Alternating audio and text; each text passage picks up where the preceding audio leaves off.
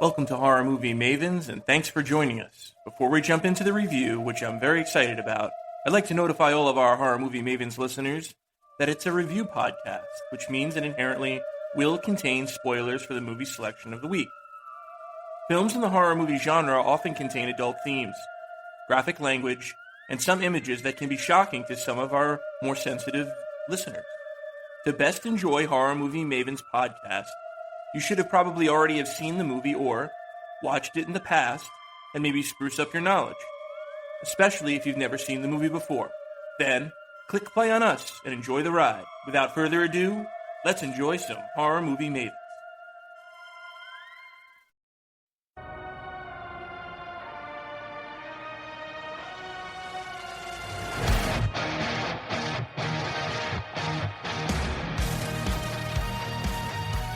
Hey everybody, and welcome to Horror Movie Mavens. I'm your host with the most, Badluck Bill, here to dissect and really get you through this movie experience today. It's The Conjuring Part 2. Ooh, Lord Almighty. I think it was a good little journey. I'm excited to talk to you about it here today. And joining me to dissect and analyze the movie, The Conjuring 2, is Tombstone Tom. Tom, hello there. Hello, sir. How you doing today? Good day, Governor. Good day, Governor. It's episode number 28 of Horror Movie Mavens, 2016's Rated R Conjuring 2. Tom, are you excited? Oh, very, very excited. Ooh, this was you don't sound excited. No. This was unique. Unique. Okay, I like that. Unique New York. And also joining me to kind of get into the driver's seat to describe and kind of dissect and help me navigate The Conjuring 2 is a new Maven. Drumroll, please. It's Kinda Creepy CJ. CJ is new to the podcast. Welcome, Mr. Maven, Kinda Creepy CJ. I'm going to call you Creep, just for short. Hooray. Yeah, hooray. Welcome, sir. How are you? Hey, it's a pleasure to be here. Thank you for having me. Yeah, thank you for being here, too. CJ lives in Colorado. He knows all types of scary stories from Colorado, don't you, CJ? Any conjuring, any type of hauntings out there that you've run into since your arrival? May or may not be a certain hotel that might be haunted that you may have covered in a previous episode. Oh, the Overlook? Yeah. Oh, it's called the Stanley Hotel, I think? Yeah, the Stanley, Yeah. Have you been there yet or no? No, it's on my to-do list. Okay. I want to take a tour of that. Awesome. I'd love that, too. There's also that airport in Denver.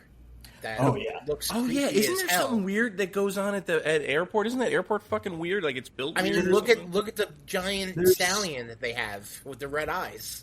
Yeah, it's not called Lucifer, but it's something like that. Yeah, it's got the red eyes. It killed the person that made it, that sculpted it. I don't know the whole story behind it. Yeah, it crushed them to death, apparently. I mean, I knew there was something weird about regarding the airport, but I did not know that the guy who made the sculpture died. Was killed in an odd way, I guess. That's all hearsay. But also, I heard that there's in the chat for the sculptor. The first kill of the day is the sculptor at the Denver airport. Doesn't bode well for the piece of art. Yeah. No, let's tear it down and start from scratch. No, we leave our airports alone. We don't have any support there. There's no TSA or anything like that. So we got to keep it on the up and up. Today is CJ's first run out. It's Tombstone Tom's 55th time out. We are doing The Conjuring Part 2. It's a supernatural horror coming from Warner Brother Pictures and New Line Cinemas. The runtime is 2 hours and 14 minutes long. Kind of creepy, CJ. Is that too long for a horror movie? It's a little bit too long, I think. Yes, and I was saying that yesterday. I had to break it up into like 3 parts. I was jumping around. Yeah, I think we got to keep it under 2 hours, right? Yeah, Tom, what do you think about that? The beginning was a slog. The beginning, I felt my personal feelings on the matter. I feel like the middle kind of dipped hard, like when right around when we were talking up to other paranormal demonologist people, and we were like there was a lot of touchy-feely. I love Ed, and Ed loves Lorraine, and I felt like it dipped hard in the middle, but we'll get into all that. The tagline for the movie is Enfield, London, 1977, the next true story from the case files of Ed and Lorraine Warren. That's the tagline. So it's literally just telling you what the movie is. The poster is Lorraine, the one that I used at least, because I think there's a few of these posters, different versions out there. Lorraine with a rosary bead around her hand with her signature rosary beads. And in the background is a girl in the window jumping, potentially. Kind of a little foreshadowing into what the movie, the oh-so-exciting conclusion of the movie kind of wraps up with. Poster, tagline, Tombstone Tom. What do you think about that? Oh, man. All right. Let's see where this movie's going with. I can't wait. Can't wait. Can't wait. Yeah, she says so enthused. The tagline is literally just a synopsis of the movie. Does that hook you? Kind of creepy, CJ? I don't know. I'm not sure I like that too much. No, it doesn't. No, it's not very entertaining. I like the cover with the crucifixes that were all turned upside down that showed with the girl kind of like sitting there like, ooh, shock face. I like that one better. I do too. Yeah, I do too. Those crucifixes were creepy, man. Yeah, they all like simultaneously turn upside down, and that's like a practical effect. That's not CGI. It's literally like a bunch of people behind the set, like just turning crucifixes upside down, which is kind of it's just a cool look, I guess. I don't know. I kind of dug it. No, they did a good job. Yeah. Yeah. This is written by Chad and Carrie Hayes. They wrote the first one, so we're back with them. James Wan also gets a writing credit, and another person by the name of David Leslie Johnson. They all had a hand in writing this bad boy. It's directed by our man, James Wan, from Saw fame. James Wan, from Saw fame, from Insidious fame, from The Fast and the Furious fame. James Wan was offered life-altering money, quote unquote, in order to direct The Fate of the Furious in 2017. However, he turned that opportunity down to direct this film instead. And he said, and I quote, "I feel rejuvenated to tell a scary story one more time." So he's a man of character. Fast and the Furious 7, he could have done Fast and the Furious 8. He turned that money down, big payday, to do this movie instead. Smart business decision, kind of creepy, CJ? Is that a good idea? Creep. Should we be doing that? What do you think, Creep? I think he really missed opportunity there. I mean, the 8th movie... Yeah.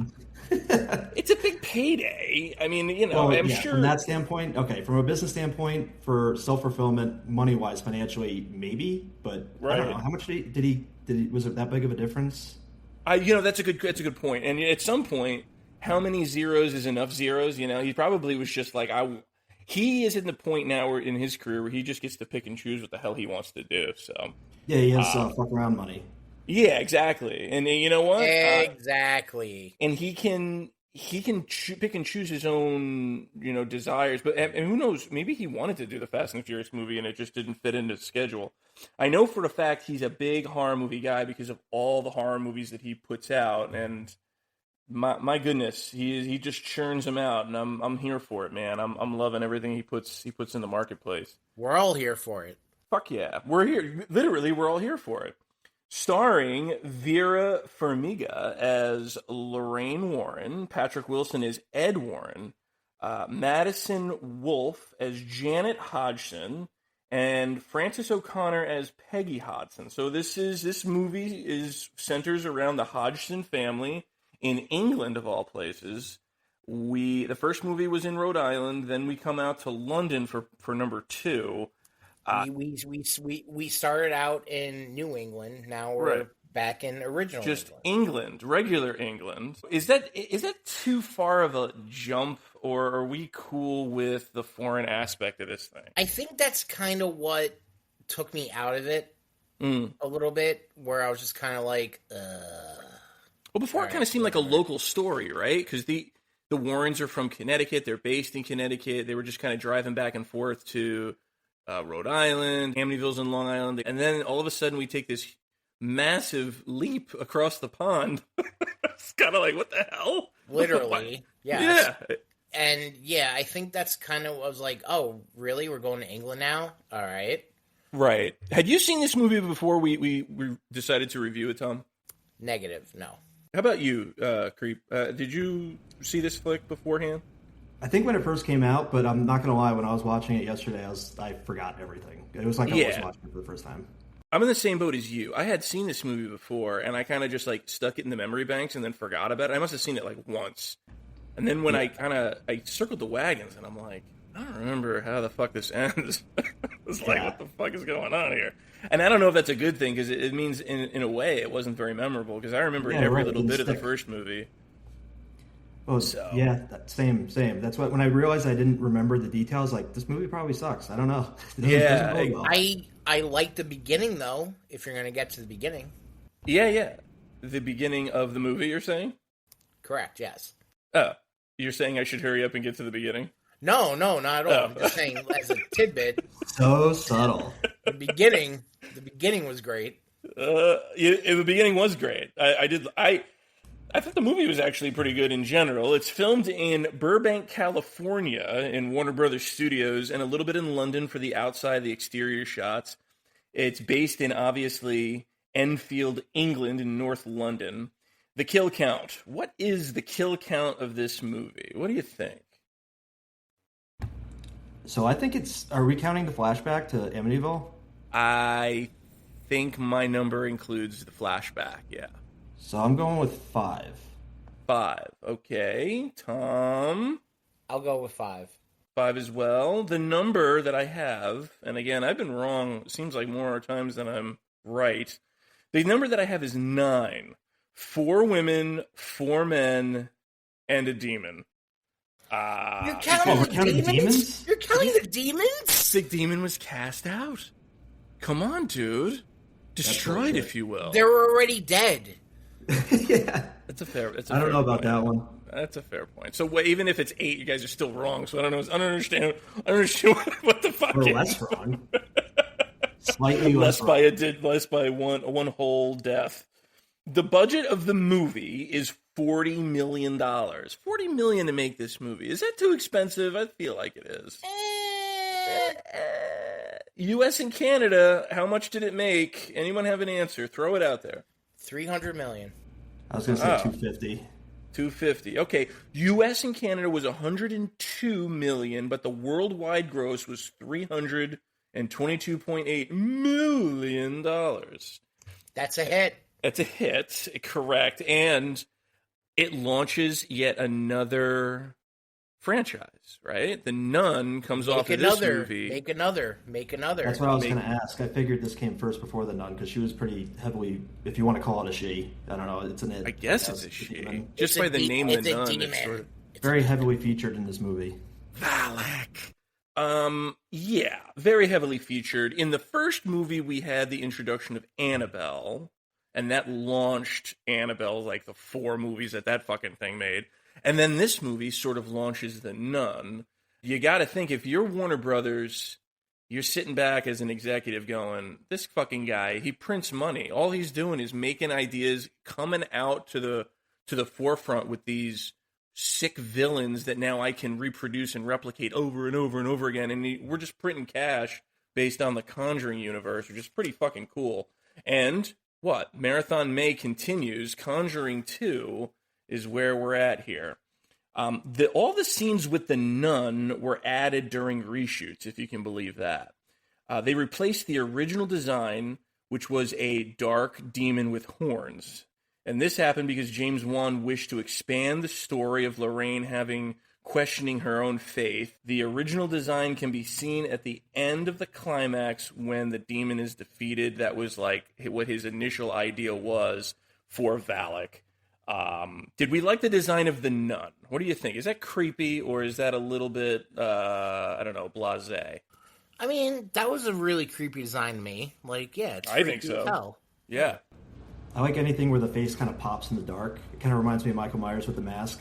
Absolutely. That famous scene where he kind of shows up in the doorway. Yeah. The nun is that perfect example of that, where, then there's a scene that I'm sure we're going to discuss later, where it's very dark, and all you see is that face with the dark, sunken eyes, and it's creepy as hell. And almost like those eyes are alive, too, because in that scene I think we're both talking about, it's a painting on the wall, and the back of the wall is completely blacked out, and it's like Oh my God, is she like I said to Afterlife Valley when we were watching it? Is she in the room or is that the painting? Because she keeps turning on and off the light, and it's like she's in the room, right? It was both. Yeah, it was both. It turned out to be both. Let's do this. Are we ready to jump into this fucking thing? I think Tombstone Tom is. I'm pretty sure. Oh, I'm ready. I'm ready. Oh, he's in the bathroom now. He's ready. Is that the echo? Are you taking a shit right now? He's ready. He's ready for something. He's ready to roll. All right, so let's do this thing. Let's fucking do this thing. Warner Brothers Pictures, The Conjuring 2. It begins with a monologue from Lorraine Warren. I always say her name wrong, and it's always a funky name for me. Vera Farmiga is going to be Lorraine Warren again. She reprises her role. It's 1976 in New York. Amityville Horror House is the scene. The Lutz family has reached out for help, and we join the Warrens mid-investigation, like mid-seance. We got our guy who's like running around setting up all the sound equipment and stuff. This comes off the heels of The Conjuring when, The Conjuring ends with, we've received a call from the Vatican. They're looking at a case in Long Island. What do we think? Should we check this thing out? And we kind of like have this moment where the camera pans out and you see those very iconic windows of the Amityville Horror House in their attic. Were you aware of Amityville Horror House before this movie, Tom? Of course. Yeah. So I think basically everybody in New York is familiar with that. Probably everybody in the country, if I'm to be honest. Those windows, I think they took those out. Because people, like in real life I'm talking, like I think they've taken those like eye windows in the attic out because people own that house and have to live there. And I think they're tired of other people driving around trying to take pictures of the fucking house. So they made it less iconic looking to avoid the creeps that are, on the side of the road trying to take pictures of the fucking thing.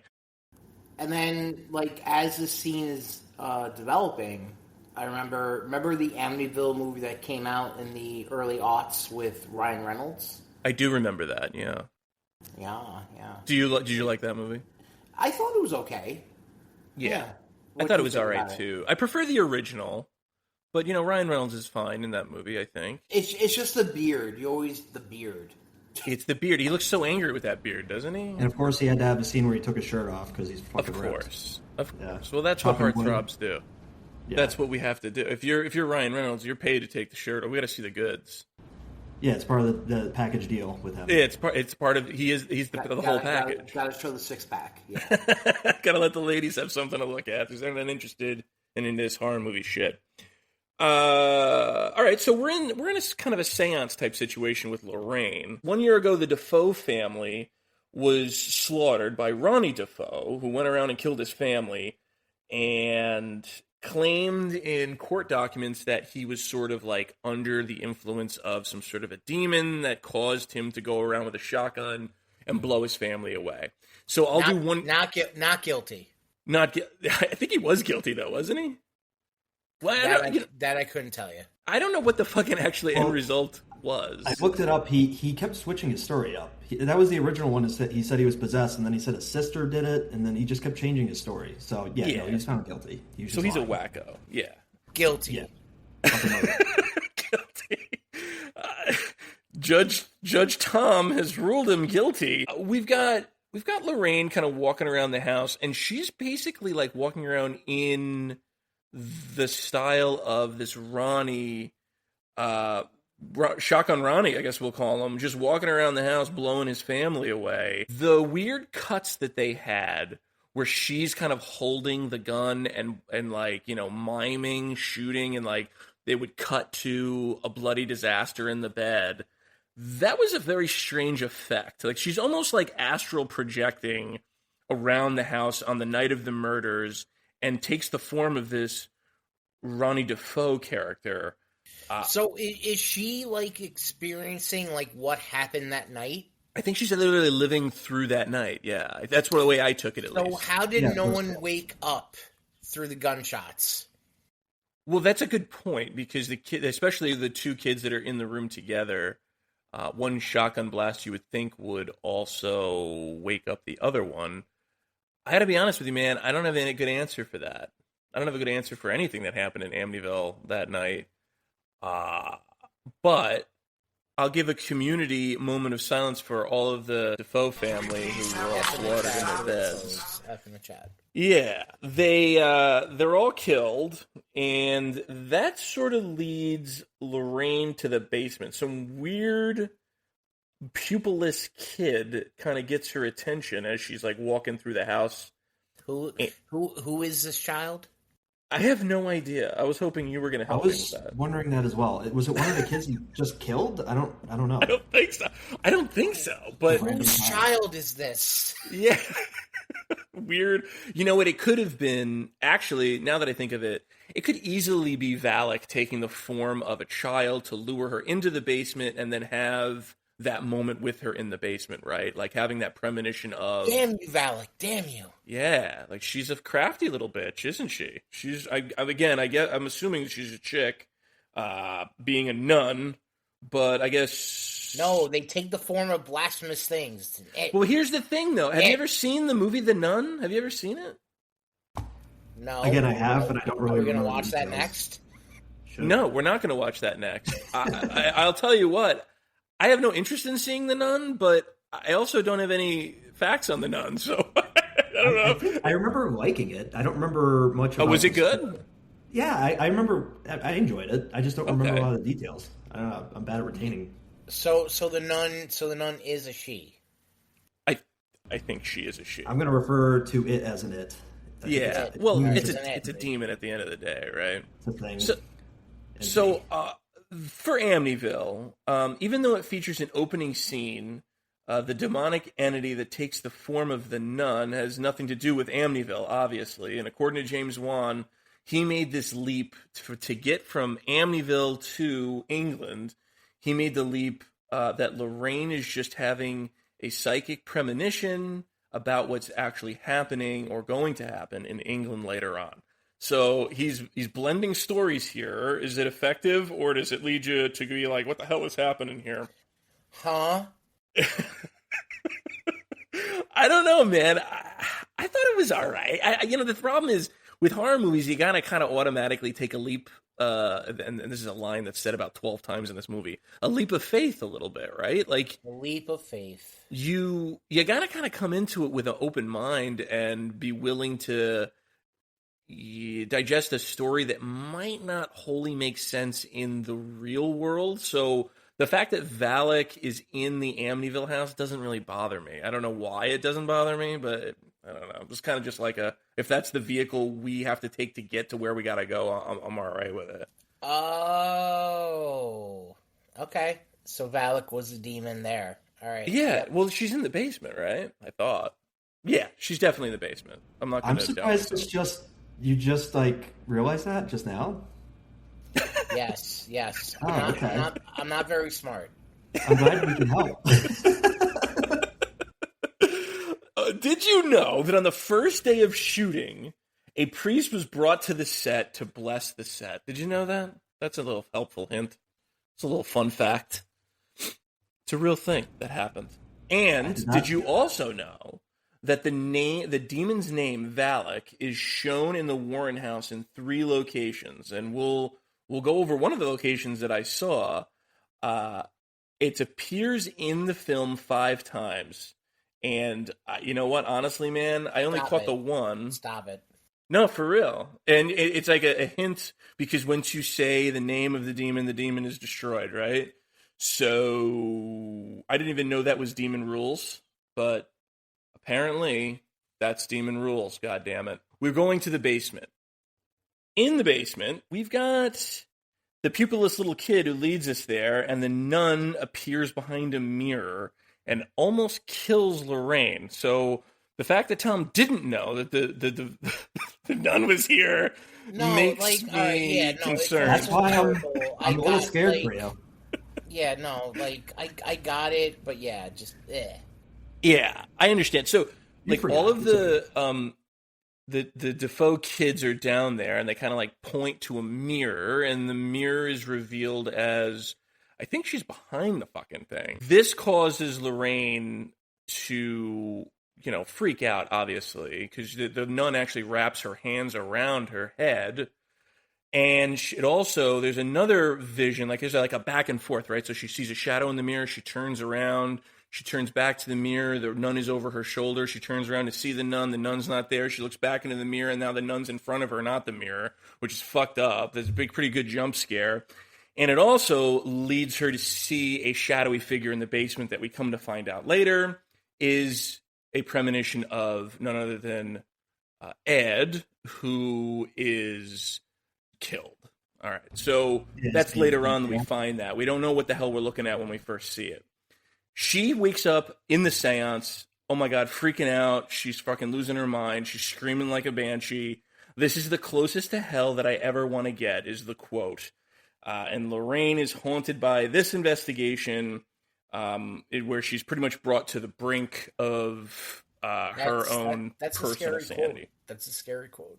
Yeah, it is. And that should have been the tagline for the movie, honestly. Yeah, I agree with that. It's one of these things where we transition from Amityville to Enfield, and that's like the whole thing, right? That's the whole damn movie. It's that subtle, weird transition that, I don't know, kind of gets people a little bit thrown off. While promoting the film in 2016, Vera Farmiga was still suffering from swollen lymph nodes she received during the filming of the intense screaming that she had to perform throughout the movie. During technical challenges, she would sometimes do up to 50 takes in a row, all featuring her screaming. Her scream is good. She's not really mentioned in that Scream Queen category. I don't know, man. She screams a lot, and you can get your lymph nodes swollen from screaming too much. If you're Vera, you can. God damn it, because she had to do it over 50 times. If you had to scream like that in a 50-time take, I would think your lymph nodes would get pretty swollen up. Damn. So don't even try it, Tom. All right. Oh, God. Well, that's one. Now 59 more to go.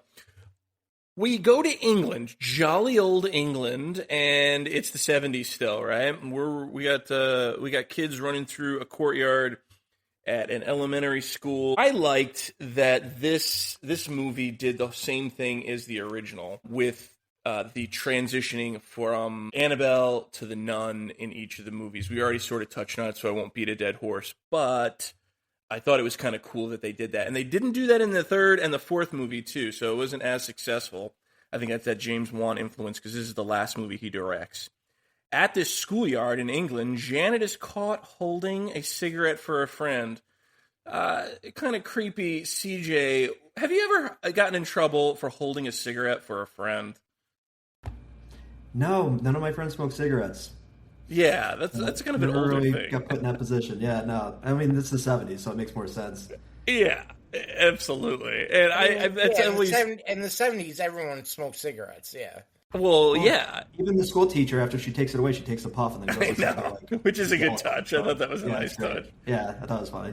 The Hodgson family. So Janet is the middle, in the middle to the back end of the Hodgson family. We've got Margaret, we've got Johnny, and we've got little Billy, little stuttering Billy, who's got that little speech impediment issue going on. Can I just say something real quick? Yeah. When I heard Billy stuttering, I was like, oh shit, buckle up. This is going to be painful. I was like, how many lines is this kid going to get? This is going to suck. And then they didn't give him too many lines, so it worked out okay. But I was like, God damn it, why does he have to have a stutter? It didn't even have an impact in the story. It doesn't lend itself to a horror movie because it's so goddamn distracting, but there have been other stutterers in horror movies. This one, again, like you said, he didn't have too much to do with it. It didn't factor into the story. I thought he was going to have to go but then say something to save Janet, but he can't get it out. You know what I mean? Yeah. So something like that, like some suspenseful scene, but not at all. No, it doesn't factor in. In fact, it's kind of like a weird side story that goes nowhere, which I was kind of curious about. The Hodgson family They live in an English row house, kind of on the, lower end of the income type housing. This is 1977. Billy the Stutter, Janet has made a homemade Ouija board. Johnny is the older brother, and Margaret is the older sister. And they are kind of like a happy family in a row house, but on the low end of the income line. This is kind of like the hardworking, blue-collar, English standard family is what I would picture in my mind if you're saying, like where Ozzy Osbourne came from. Like these seem like these are kind of steel workers class, or something like that. Blue collar British people. Yeah, the old school, right? We've made, like I said before, we kind of made a makeshift Ouija board, and we see that between the two sisters kind of messing around with the Ouija board. Tombstone Tom, do you believe in Ouija boards? I do. Maybe. Would you have you ever messed with one? Yes, I have. And what did you find? I will die at 82 years old, surrounded by friends and family. Wow. Okay, so it really turned out good for you, right? Because 82 is a good run. Solid run, yes. I'd say. I don't know that I'm going to make it to 82. Creepy CJ, have you ever messed with a Ouija board? No first-hand experience on my end. More my sister was into that with her friends. I think I fucked with them while they were doing it. I may have turned the lights off or knocked on the... I can't remember what the fuck I did. Knocked on the wall or something. Yeah. Try and send the impact home that you shouldn't be fucking with us. Yeah. It was like a little slumber party fun for them, I guess. Me, myself, I don't believe in them. I don't really think that, you can conjure... You can't really interact with spirits. I don't even know how I feel about spirits in general, but I don't think it's like a gateway into another, realm. My take on it is I 100% believe in them, and they creep me the fuck out. That's my take on it. They sell them in fucking stores, and I think that in itself is completely fucked up. Like, when Toys R Us was a thing, I remember going down the game aisle, the board game aisle, and it's just there to be sold. So you can, like, reach out to fucking spirits right next to Monopoly. It's very, very odd. That's crazy. Yeah. So here's my thing. If you're going to want to interact with something unknown, it needs a conduit, right? It just can't talk to you for the sake of talking to you. So you, number one, kind of like the vampire rules thing. Vampires can only come into your house if you invite them in. If you invite a demon or a spirit or a ghost or whomever to talk to you, and they have a medium in which to do it, moving around the little peg to each letter and so on and so forth, I feel like you invite an unwanted attention, not only from good things, but from bad things too. And oftentimes bad things mask themselves as good things to sort of get your guard down a little bit. That's my 2 cents. We've seen 2 movies that I can think off the top of my head. This one, obviously, because we're watching it, but this is how The Exorcist starts, too. Captain Howdy comes to Reagan through a Ouija board. And I say, fuck Ouija boards. Allie moved into my house with a Ouija board, and it was the first order of business when we were still back in New York. Throw it out. She needed to put it out on the curb, and she did. And guess what? Somebody picked that fucker up, or it disappeared. But I don't know what happened to it. It was gone, like, within 30 minutes. So, are you supposed to burn them or something like that, or is that the worst thing you can do? I can't remember. It's either do that or don't do that. I don't know. How do you feel about Ghost? How do I feel about ghosts, just in general? No, like the movie Ghost with Demi Moore and Dennis Quaid. So romantic. Are we gonna do an episode about that? Have this on my fucking bingo card. Patrick Swayze. Yeah, there we go. Patrick Swayze. Who is an actual ghost now, R.I.P. Whoopi Goldberg, who's not an actual ghost yet, and Demi Moore. Oh, my. The movie Ghost. No one's ever asked my opinion on that. I think it's a very, very 90s movie, and I'll leave it there. Is that good enough for you, or are you wanting more? I hunger for your touch. Yes, you're creating your own clay pots right now. I know you are. La, lonely time. All right, so that's enough of that. All right, we're done. We're done. Dad is gone, and Mom, Peggy, is running the house, right? So again, a poor family struggling to get by. Um, the girls kind of reach out to some sort of entity to see if they can, communicate to know the future or understand what they're going to live through and all of these things. Janet, as soon as she goes to sleep, because we're getting ready for bed when we're fucking with the Ouija board, Janet goes to sleep and then kind of like appears downstairs. So she like lays her head down on the pillow and then all of a sudden she's like laying on the ground. She instant transmissions. Yeah. Is this a teleportation thing or is she sleepwalking? What did you guys take from that? Because this happens often in the movie. It keeps happening. There's a couple scenes where it seems like it's actual like teleportation, but I thought the same thing. Maybe it's just like in her head she thinks she is, and we're just like perceiving it through her lens. Because she doesn't have consciousness or something, so she just like appears. Like to her, that's what it seems like. Right, and so to her and me and to us, it sort of seems like that too. I don't know, but she like wakes up downstairs, and Margaret, the sister who they share a room, Margaret wakes up in the room with somebody pounding on the door. This is a scene of the movie. It's just the very tip of the iceberg. We have to approach the haunting or the possession in some way, and it usually happens slow from all accounts that I've ever heard. It doesn't happen all at the same time. It just happens slowly, and it's like a slow burn. Tip of the iceberg, right off the bat, would you be answering a door in your house if somebody was banging on it like that, Tombstone Tom? Would you be interested in that? Yeah, I'd be interested in that with a baseball bat. Right, but if you're in England and baseball's not a thing, what is it, like a cricket bat or something? Cricket bat, yeah. Cricket bat.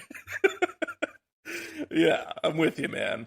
I don't know, something about in the middle of the night somebody rapping on my door like that, man, I don't like that at all, getting woken out of a dead sleep. So the next thing we see is back in the States, back across the pond. We do a lot of back and forth in this movie. Again, I'm not really a fan of that, but it's the realities on the ground, right? It's the way the movie was constructed. Back and forth, back and forth, back and forth. The Warrens are on a talk show, and they have a dust-up about the validity of their investigations, more specifically the Amityville investigation. And Ed is, like, furious that, his integrity and the facts of the case are being kind of called into question, although they do seem like valid questions. And in all honesty, I love the Warren story. I love these movies. I love the idea of the Warrens. But there are a segment out there, mainstream media people, who obviously don't believe in any of this stuff as it is, that really paint the Warrens as kooks in real life. And like everything they did was sort of like to boost their own popularity and, seek attention and fame and things of that nature. Knowing what you know, I don't know how much you do know, CJ, but what's your take on the Warrens? As far as them personally, not much. I will say the ghost hunting thing in general, I'm not going to say that ghosts don't exist, but I think there's something there where, like, we don't understand what we are perceiving. Like, I know there's different dimensional planes. Obviously, we can, like, measure time and space. Mm-hmm. Like, we have clocks. We can't see time, but we can measure it. Right. What if there's something that's so, like, elevated that some things exist in that we just don't know how to, like, comprehend what it is that we're, like, witnessing. Yeah. So maybe that's what ghosts are, and that's what they're going and they're talking to. It's like these different beings that are, like, just elevated. Yeah. Well, it's the great unknown, right? We don't know what the hell is. We don't know what we don't know. So I guess, I mean, as far as them being scam artists, because that's what the mainstream media sort of paints them as. Tom, what do you think about the Warrens? Are they legit or are they con artists? What do you think? It's really hard. It's really hard to say, man. Like, it is hard to say. Because me personally, and I don't know if I brought this up before, but I've had experiences where I've had dressers shake, drawers open, doors close, and I try to open them. Like, so there is something beyond there. Yeah. So I've said this before. I'm a believer, right? That's in my nature, just be a believer in the supernatural and stuff. So I tend to believe what the Warrens went through, but I can also see the skeptics out there. I can see their point of view, at least. I might not agree with them, but I can see their point of view. To me, everything is a fucking conspiracy theory these days. In our current environment, I'm talking about now.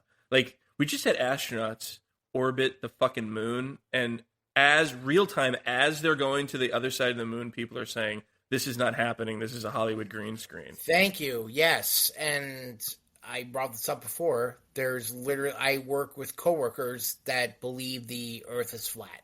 Yeah. Oh, I yeah. was just going to bring that up. Flat Earth is a thing, and I battle with people at work on this all the time, and it's startling the amount of people who are believing this. So maybe that's what did it. What do they call themselves? Oh, I'm a 3%er or whatever. Oh, I believe. I have no idea. Yeah. Oh, NASA means deceit in Latin. Really? I see. I didn't ever heard that. Yeah, no. Apparently, it's in Hebrew, but they don't know what the fuck they're talking about because they're stupid. I thought it was an acronym. Yeah, it is an acronym. Yeah, it's not a word. Well, but it's a Hebrew word, so okay. Yeah, they don't know. They don't know what they're talking about. Yeah, no, they're literally. I had listened to someone's like BS. Like, yeah, it's crazy. Sorry. We're going off on a tangent. Yeah, and you know what? It's a tangent worth going off on because it's one of these things where it's more prevalent than I ever knew. I didn't know there were so many people who thought that. I mean, I thought we settled this back in the Christopher Columbus days. Gravity's a theory. You can measure the curvature of the Earth. Use the sun based on where you are on the Earth, and you can measure the curvature. I mean, I'm not going to go on. I don't understand it, but I know that's a thing. Yeah. I agreed, and it's wild to me that they can. It is what it is. So, back in England. Wait, hold on. These people vote, by the way. Yeah, I agreed. They do vote, and you know what? Hopefully, people who believe in round Earth as opposed to flat Earth, we can equal out their vote a little. Yeah, net out the votes.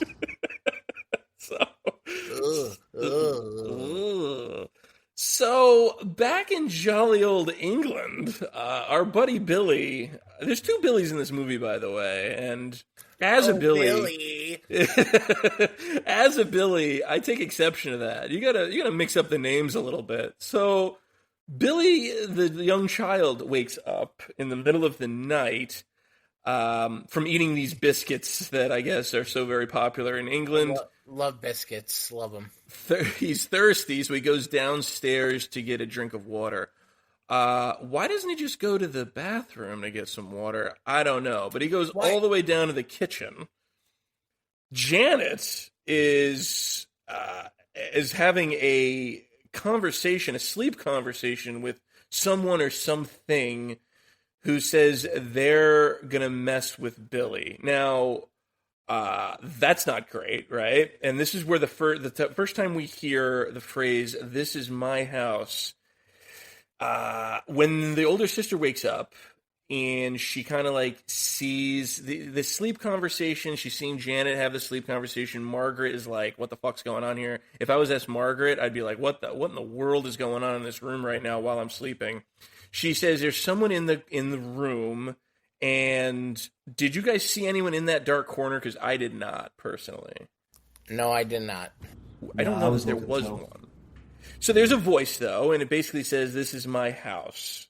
And the poster tricked me a little bit because these girls have posters all over their walls of, like, pop singers and stuff. So as they're shooting the scene, I'm looking at a face on the wall, and I'm like, is that the fucking face?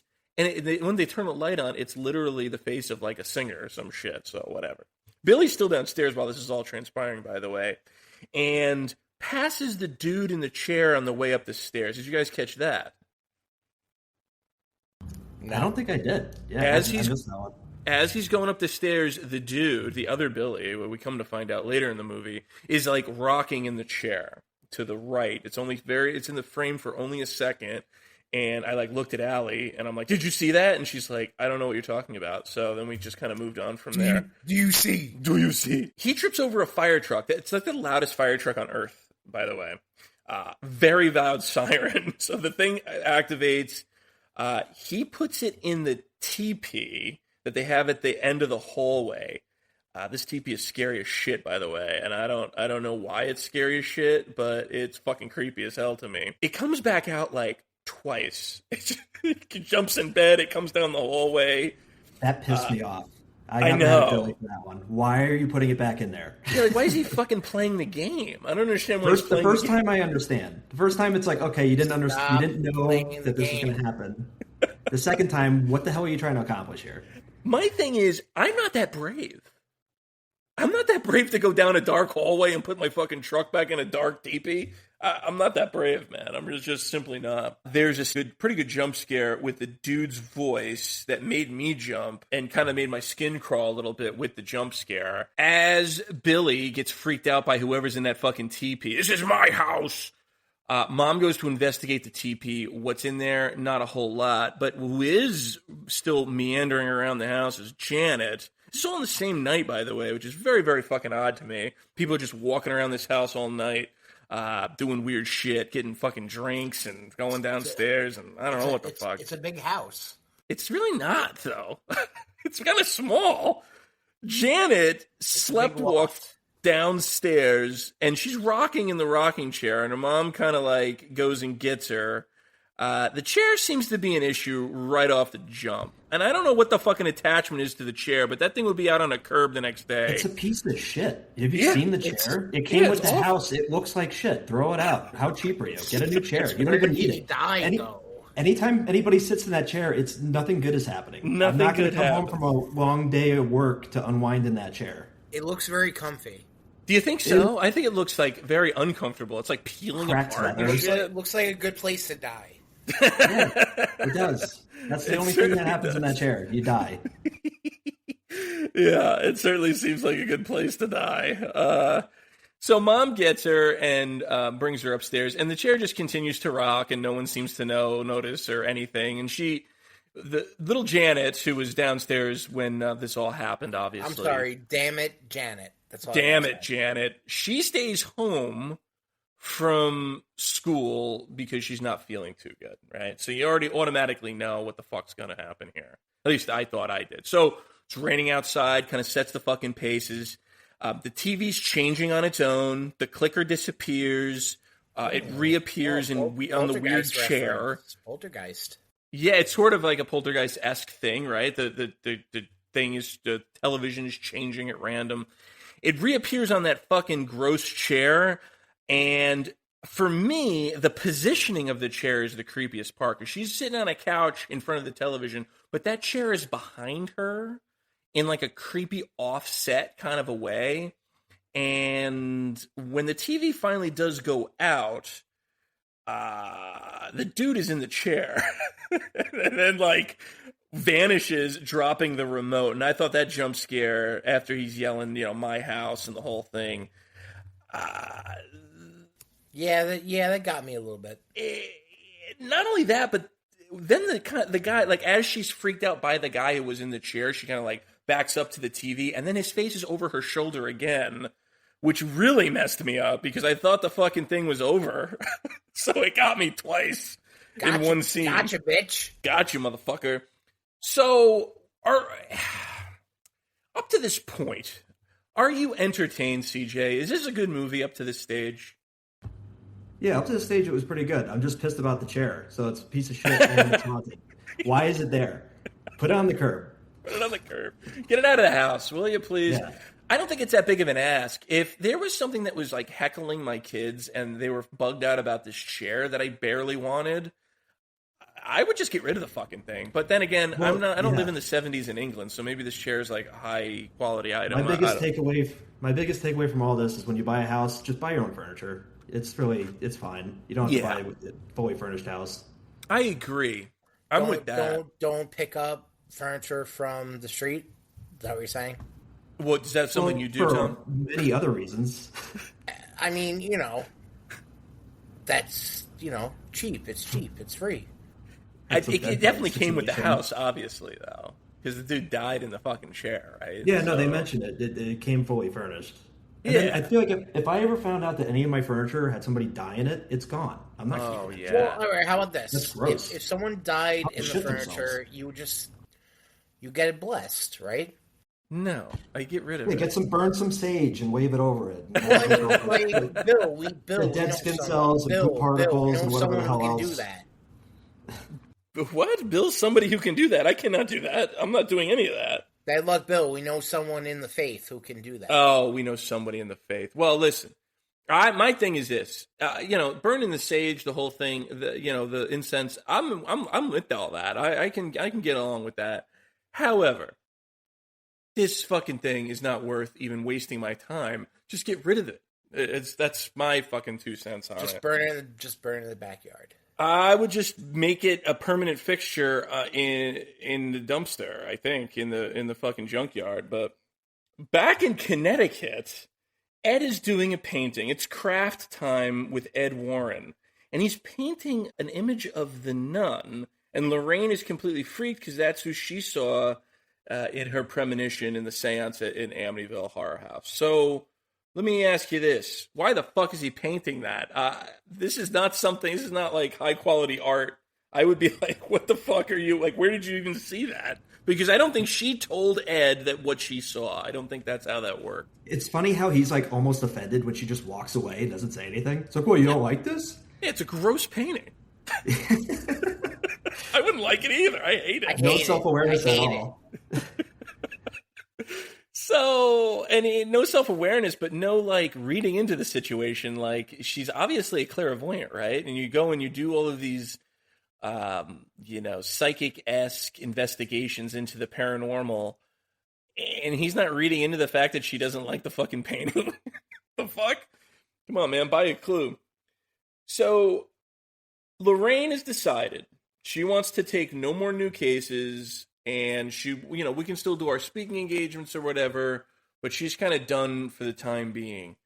I'm with her. I understand why she doesn't want to do this kind of stuff anymore. Although we kind of had this same battle in the first Conjuring, didn't we? Like, except this time it was reversed.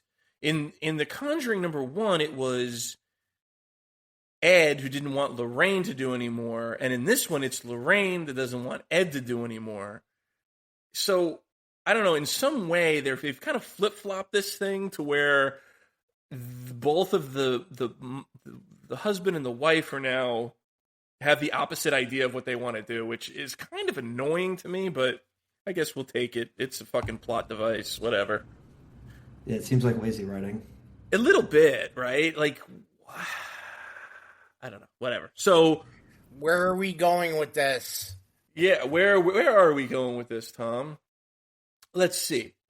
We're back in England. That's where we're going with this. Janet is taken to tying herself up with a jump rope to the bed to prevent sleepwalking, which doesn't work, but we'll go with it. I guess the idea is a good idea, although I don't know about this. Immediately, she finds herself out of bed and thrown on the floor, which is fucking hilarious. So every scene with this poor girl has got to do at nighttime. I don't think the majority of her wardrobe for this movie must have been pajamas, but not the 3:00 or 3:15, right, from the last one. No, not the witching hour. They don't actually go into times in this movie for some reason. There's pounding at the door after she gets thrown out of bed onto the fucking floor. Pounding on the door, finds herself, fucking all on her own because Margaret has fallen asleep with her headphones on. She's no help at all.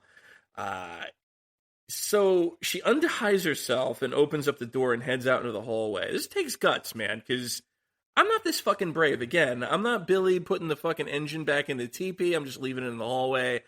If someone's banging on the door, I'm immediately waking up my older sibling. I'm not investigating anything going on downstairs, especially since there's some fucking creep running around the house in a rocking chair. I'm not game for any of this, but that's just me.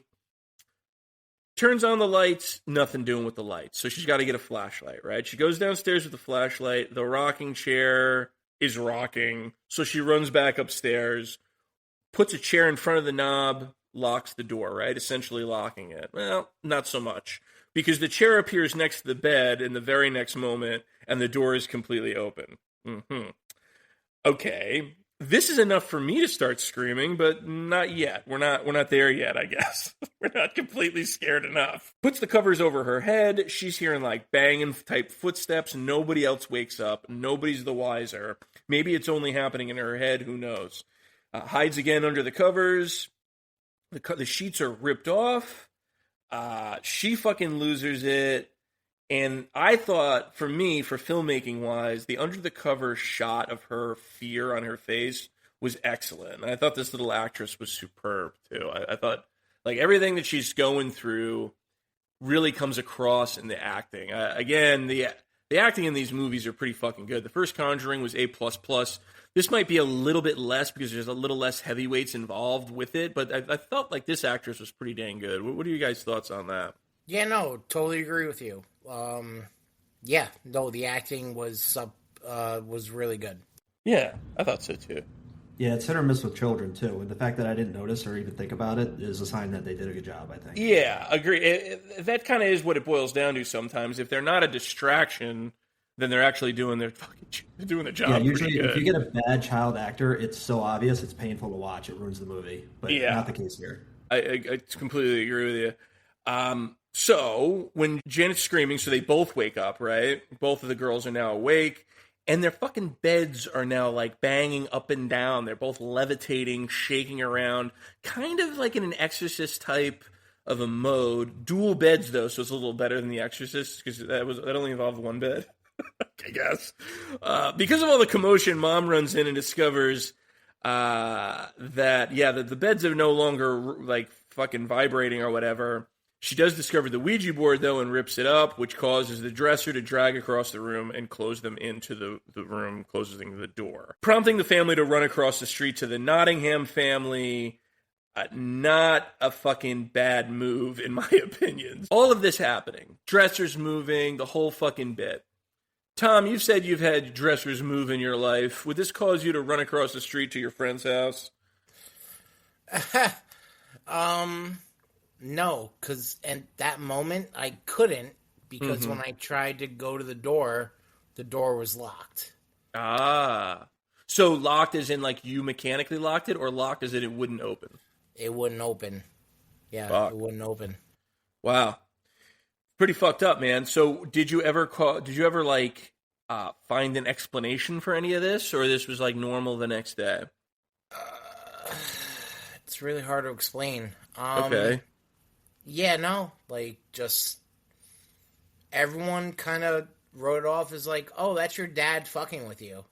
Oh, okay. So we automatically went to the paranormal instead of like trying to disprove it. We like literally were like agreeing that it was dad. Yeah. All right, cool. Yeah. For clarification, was that comforting to you?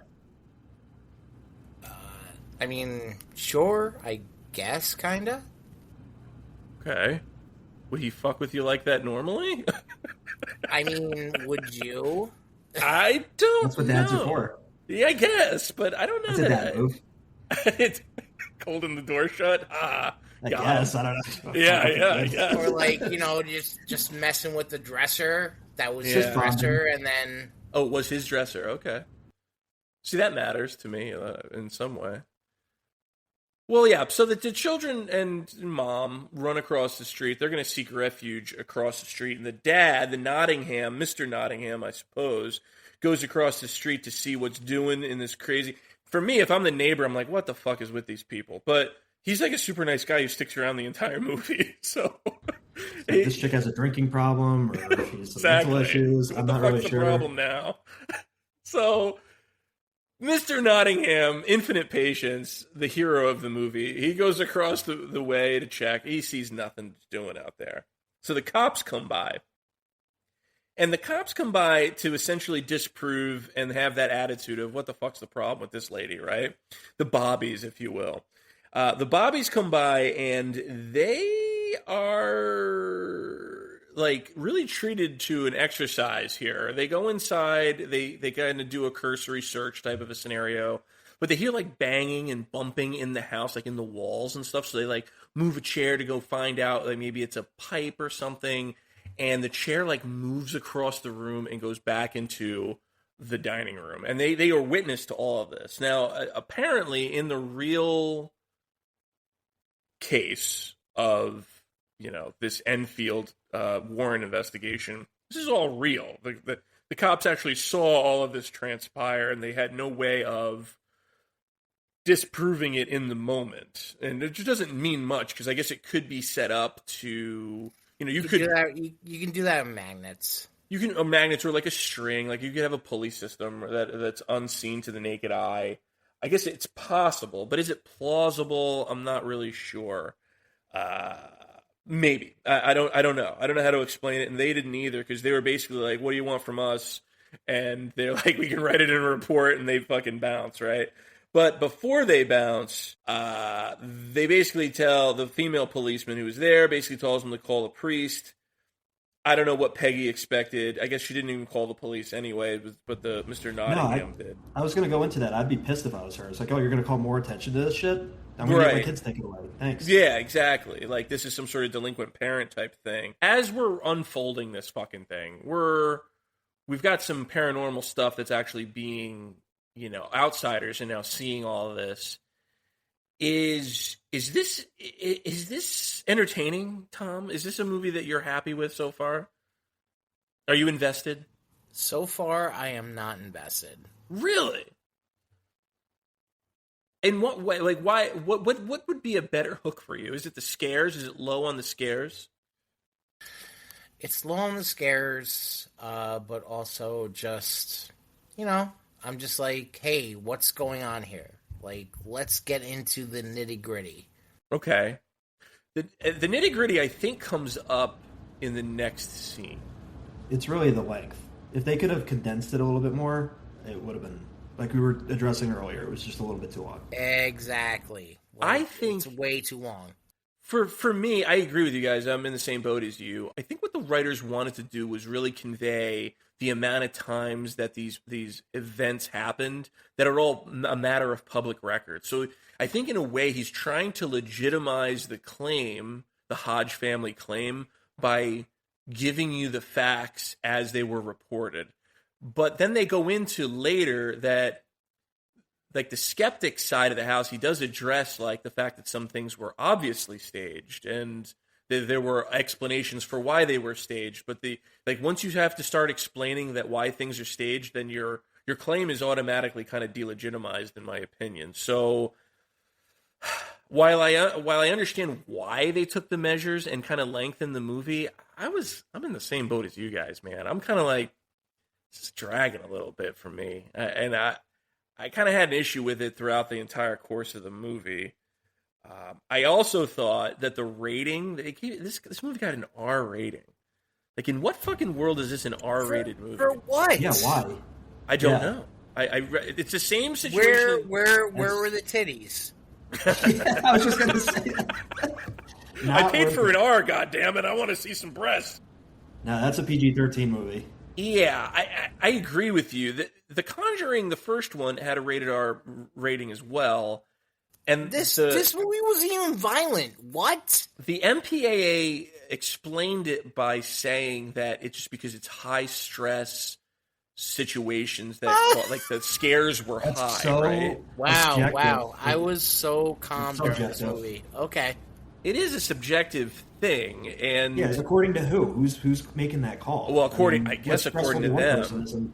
Okay, because they're the ones who wield the stick, right? Whether they I give saw you a PG half a or an nipple. R. R. I don't know, but what I do know is it's a pretty fucking tame rated R, in my opinion. And I thought it would have come with a little bit more than what it came with. As far as gore, scares, yes, I think it does have scares, but is it enough for an R? I don't know. Whatever. Hell no. This is like PG-13 at best.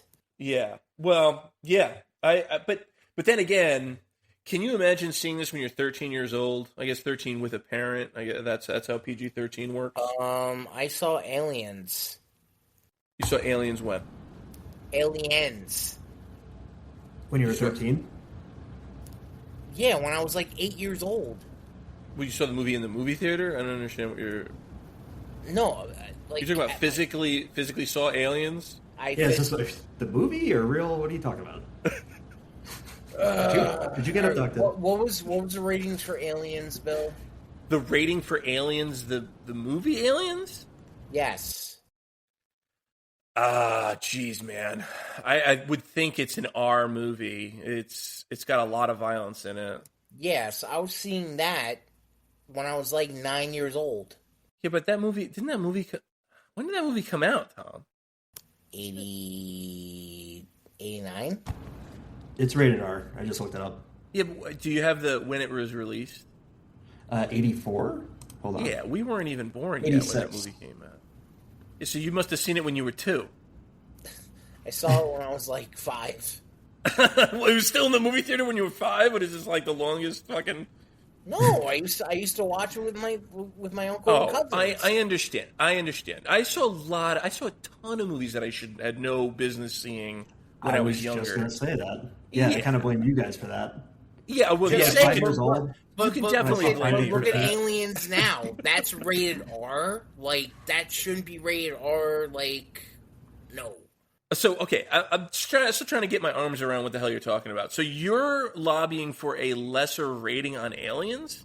He's saying his threshold for horror is higher than the pussies at the people that are making these calls. Well, no, I agree with that. Correct, yes. I agree with that. I agree with what you're saying in that aspect.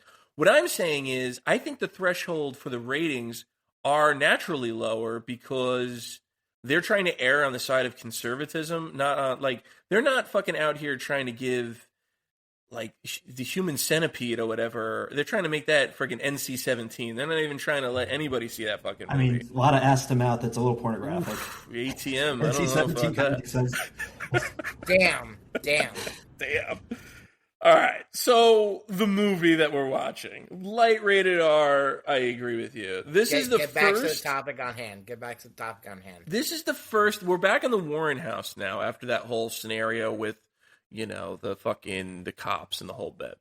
Back in Connecticut, we have Lorraine with her Bible on the couch, and you've also got their daughter Judy, who's like messing with a fucking, making a bracelet with letters or whatever that little girls do. This is the first scene where I saw the name Valak show up in the Warren house. It's on the bookshelf. It actually has big letters on the bookshelf that spells out Valak on different levels of the bookshelf. And if you look in the background of the scene, it's pretty fucking clear. The name Valak is shown in the Warren house in 3 locations and appears 5 times. It's along the kitchen window in colorful letter cutouts behind Ed. The second time it's seen on an edge of a wooden kitchen counter with raised letters. And that's when they were in there making breakfast, the breakfast scene. And you also see them in the 3rd location in the family room where Lorraine and the daughter are sitting there on the bookcase with large wooden letters staggered on 2 shelves up and down. It also appears on the bracelet that Judy is actually making in this scene that actually spells out the word Valak and ends up being the name of the nun demon that she has to say in order to cast the thing back into hell. So this whole scene is all a premonition, right? This is not really happening. As it's happening, it's not really happening. So she's sitting there, and there's clues to what the nun's name is throughout the entire scene, which is kind of interesting that it's like something is continuously reaching out to Lorraine to tell her what the nun's name is. So Judy sees something in the background or feels a presence. She goes into the hallway, and she's just like basically pointing down the hallway, and the nun is on the opposite end of the hallway as Lorraine goes to investigate where Judy went. The nun being at the end of the hallway, I found that scary, and I often find things scary that are like an obvious, there's a thing that I cannot explain or an enemy or whatever you want to call it in plain sight. I find that to be scary. You guys in agreement with that? This is when I first experienced actual goosebumps, like chills. It was because she's just like there. This happening in the scene following, legit, the hairs on my arm stood up. Very effective. We're gonna investigate that. If you're Lorraine, you're pretty badass because you're constantly doing investigations that scare the absolute shit out of you. So she's a badass, obviously.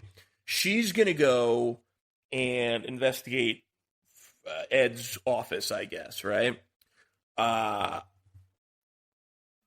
office scene. The lights are going on and off.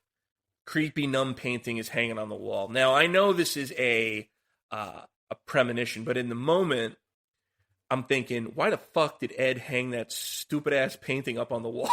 Because it's scary as shit. Why would you do that? Yeah. Again, just no self-awareness. This is fine. He's so proud of his work of art. He wants to show it off. Scariest thing I've ever seen. So, hang this up on my walls, you nuts. So, yeah, the effect of her walking into the room and having the nun behind her, but then her turning on the light and it's the nun painting. I thought it was the fucking nun, bar none, right off rip. I thought it was the fucking nun.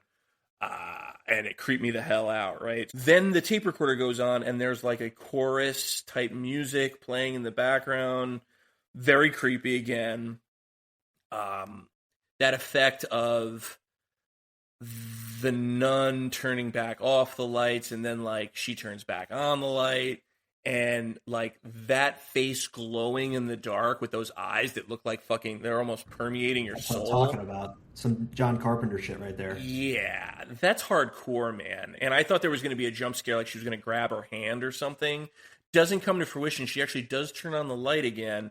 But because she turned on the light, now there's a shadow, and you watch the shadow come across the room in a nun type of a form, and then goes behind the painting, which is also another good effect. The whole damn scene is creepy as shit. The shutters all closed, the whole thing. Really creepy. Yep. The fingers coming around, wrapping exactly. Around. Kind of ripping the painting from behind. It's very, very cool. And again, if you look in this room as the nun is walking around, the shadow of the nun, if you will, there's another painting that I guess Ed might have done, which is literally the Perron family house. It's the cover of the first Conjuring, essentially. So he's in there doing these creepy paintings all day, I guess. Yeah. He's a regular creep, that Ed. I think the painting jumps out at her, right? And fucking forces her into a different room, which then turns into the basement of the Amityville house, and then she sees her original fucking premonition of that shadowy figure we saw in the opening scene is actually a little light gets shed on that. It's Ed with a stake through his heart. That's just how he dies. The entire fucking scene I thought was A+, man. This is James Wan at his best. And that was a great scene. It's probably one of my favorites in the movie, honestly. Agreed. Yeah. It's worth the price of admission. And she, while this is all happening and while this is all unfolding, of seeing Ed die and everything, I'm sorry, Lorraine, the whole thing, she's stabbing the Bible in real life as she's dreaming this, and writing something that she doesn't understand what the fuck she's writing until later on in the movie. Foreshadowing, if you will. Back in England, there's a host, a TV program host from a show by the name of Wide Angle, who wants to do a TV report on what's all going on here. And there's a lot of interviews with Janet and Margaret, and Janet is basically used to communicate with this being that's haunting them. And at first the mom is kind of resistant to do this TV opportunity, but then I guess she goes for it to sort of just get her story out there in order to get help, which brings a lot of kooks and crazies out to help her legitimize her story. It also brings a lot of people who kind of are naysayers to her story as well and her family's struggle. I thought at first this was going to be real footage. It is not real footage. These are all the actors. Would it have been more effective if they used the real footage? Well, I think they show that at the end of the movie, the credits. They do. Right? That they have audio? Okay. They do. But I mean, there might not be any record of it, but the real television footage, I would have liked to seen that from this story specifically. Yeah, that would have been better. I often feel that movies kind of miss the mark, especially like based on true story movies.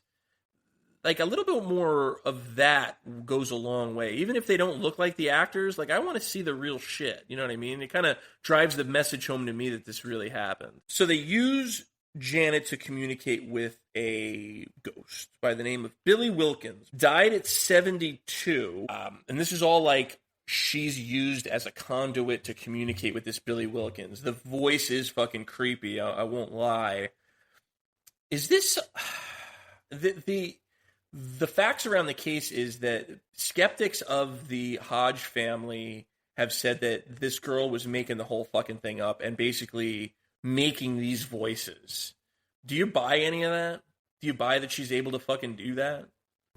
I mean, if the recordings we're hearing were true, absolutely not. Yeah. No, it's pretty convincing. I think so. This is all an act. She's very good at that. At the voice acting. Agreed. And she'd have to be like a fucking ventriloquist.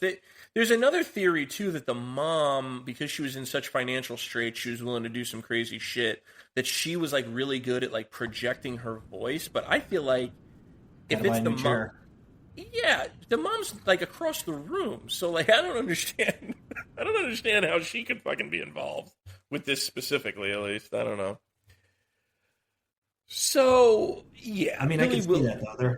Their whole living situation sucks. They're obviously poor. So I could see her trying to exploit her children to try to get new furniture, improve their living situation. I'm sure that wouldn't be the first time that happened, right? I mean, in the movie, and I don't know how true this is to reality, but in the movie, while she's communicating as this Billy Wilkins person, like the fucking lights are flickering and the whole fucking scene is really fucked up. So here's the fucking issue here. I mean, you can't fake an energy surge. But I don't know if that's been Hollywoodized or whatever. You know what I mean? It could just be like making it more pleasing to the viewer, and that really didn't happen in reality. So I don't know. Fucking the entire family is staying at the neighbor's house. Again, they're kind of like saints. The dog bell. They have a dog, and the dog rings the bell when the dog wants to go outside. So Billy, the child Billy, wakes up in the neighbor's house and hears the dog bell. And she goes and tries to answer the dog, and the dog is literally just sitting there and like transforms into the Crooked Man. Now, this is not something we've talked about yet. The Crooked Man is a nursery rhyme that Billy says over and over again to try and get over his stutter. And the Crooked Man nursery rhyme is fucking creepy in itself. It's got like this weird music box that like spins around in circles, and like the Crooked Man is like this kind of like almost like a back in the day a Slender Man sort of a situation where he's like super long and stringy, and I don't know what, some weird English thing. I don't know if it's the way I described it in my notes. The Slender Man. Yeah, remember him? Of course. Scary, right? Scary. I like the stop motion effects that they do with the Crooked Man. I did. You know what? I was going to ask you about that. Yeah, thank you. Yeah, does that kind of remind you of Babadook? The way they animated? I don't know if that's the right word. The way they shot him. Yes, it does. Because it's a little bit disorienting. I'm not going to lie, because none of the other effects in the movie are like that. However, it's jarring. It comes out of nowhere. So it's that. I feel like it's almost remind me of Jack Skellington. A little bit. Yeah. Because of the lanky, the arms and legs and stuff. Yeah. And the other piece to that is I think it was disorienting. It was supposed to be disorienting because that's how the Crooked Man is in that music box, right? That spinning piece where it's like almost like stop motion in that little fucking music box. So frame by frame. Yeah, he like lives in the world like that too, which is kind of interesting. I don't know. This was a curveball to me, too, because I didn't even know that the Crooked Man was a problem. Like, we've got Billy, we've got the nun. I mean, I shouldn't say Billy. We've got Bill Wilkins, the guy who died in the chair. But wait, there's more. Now there's the Crooked Man we have to contend with. So there's like 3 fucking demons in this house. I don't know, man. Fucked up. I like when there's one villain that I can focus on. When there's too many, I get fucked up, you know? Too many things to focus on at the same time. So yeah, the Slender Man, the Crooked Man chases Billy down the hallway, and it turns out it's Janet the entire time, right? So it wasn't actually any entity. It was like Janet being used as the Crooked Man. Now again, it's a hyper focused on Janet. I guess Janet's kind of being used as a conduit again, right? Is that what I'm to get from that? Damn it, Yeah, Janet. she's the puppet. Yeah. Possessed throughout the entire film, I suppose. So, okay. The entire family. I'd want the entire family out of there, like, permanently. If I were, like, the Nottingham family, I'd be like, these fucking kids are screaming at all hours of the night. They're freaking out. They're fucking throwing themselves convulsing on the floor.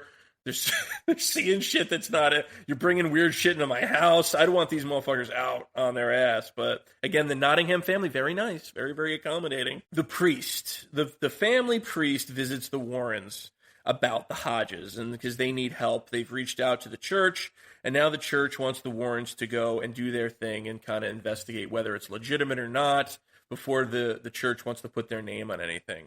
It always seems to me like in these movies, at least up to this point, the church is like always a day late and a dollar short. Like they never actually approved the exorcism for the Perron family in the first movie until it was all over and done with. And in this movie, they're like, we don't really want to put our hands on this, but we want you guys to put your hands on it and then tell us what the fuck's going on. I don't know. It always seems like they're just a wee bit too late. Sounds about right.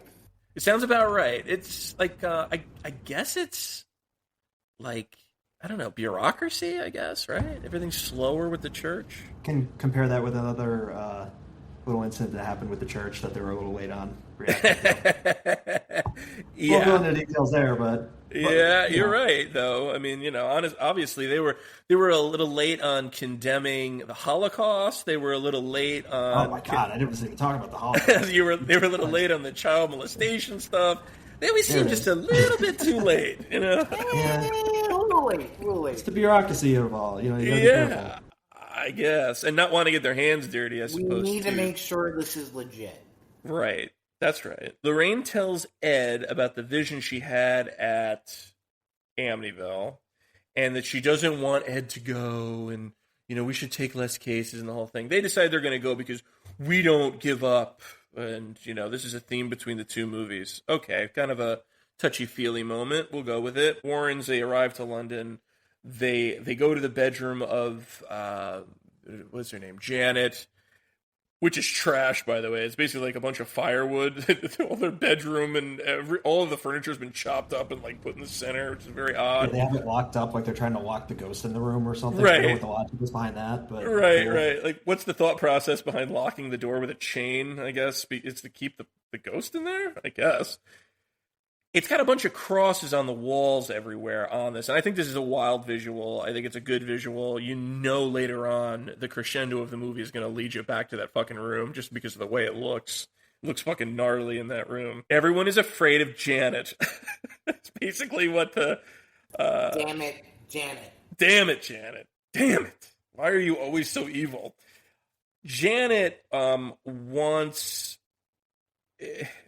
basically wants to be just a little girl to be left alone, and Lorraine has this fucking one-on-one with her. I thought it was an effective kind of like heart-to-heart sort of a thing, which ends with, Lorraine's trying to like throw an arm over her and tell her it's going to be okay, but it ends with, the spirit told me it wants to hurt you, Lorraine.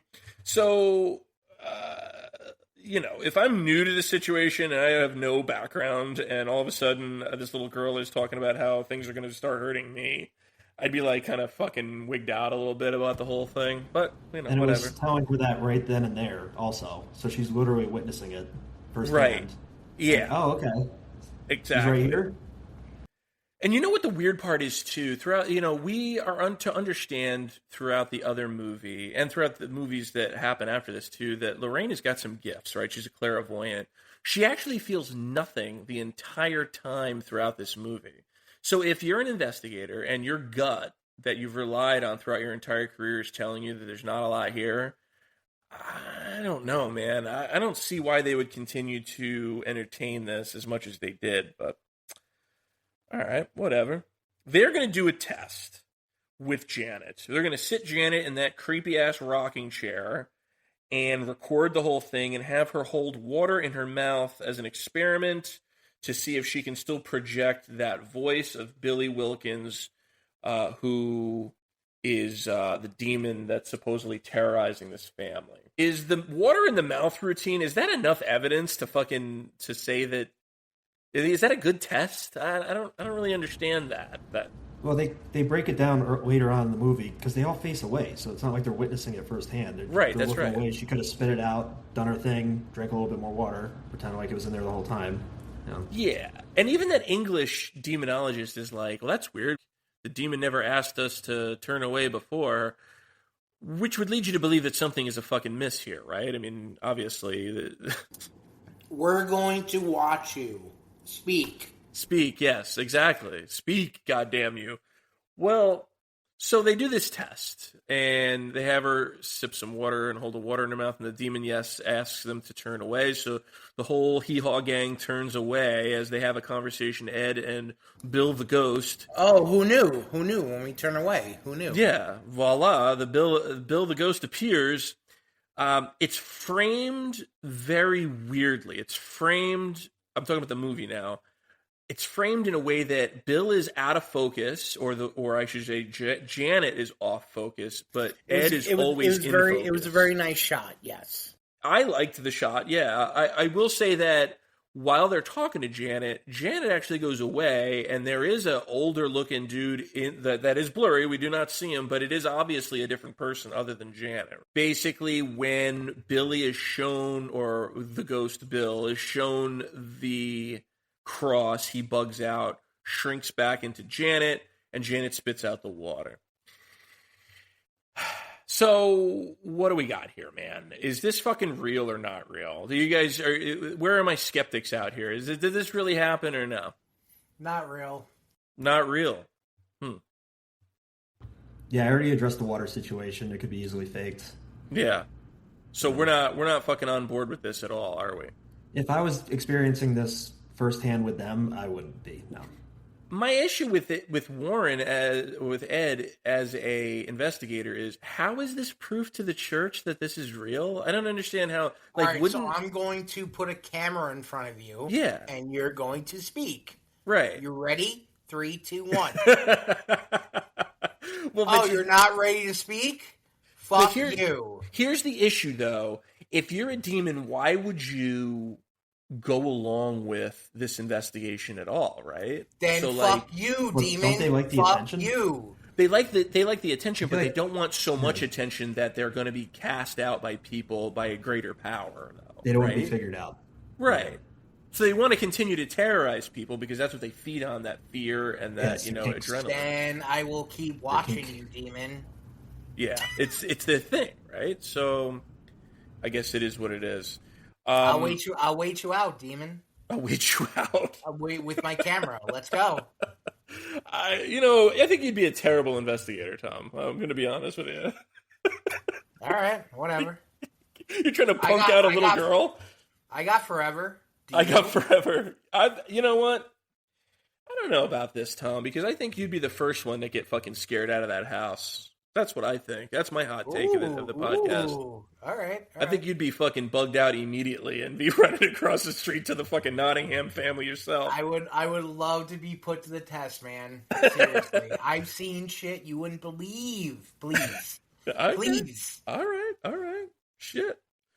Stop trying to pull your stop trying to big time me, Tom. God damn it. So, okay. The Warrens, they're here. They're only here for 3 days now, so they're going to sleep over in the creepy-ass bombed-out house of the Hodges. Janet is going to be sleeping there with Mom. We got the Warrens who sleep in separate beds, the whole fucking thing, right? So in the nighttime, because this movie takes place almost 90% in the fucking nighttime, Janet is going to wake up on the ceiling. Have you ever woke up on the ceiling, Tom? No, but I've woken up on the couch when I fell asleep on my bed. Oh, okay. So you don't contribute that to sleepwalking? You've teleported like Janet? Yeah, totally. Yeah, what? Yes, you sleepwalked, or yeah, you teleported? I mean, I put that to other things, which if we do some alien abduction movies, we can talk about that later. I see. This is the abduction thing. I understand. Okay. All right. We'll get there when we get there, I guess. I knew you got abducted. He's got a feeling about you. I knew it. I knew this guy got.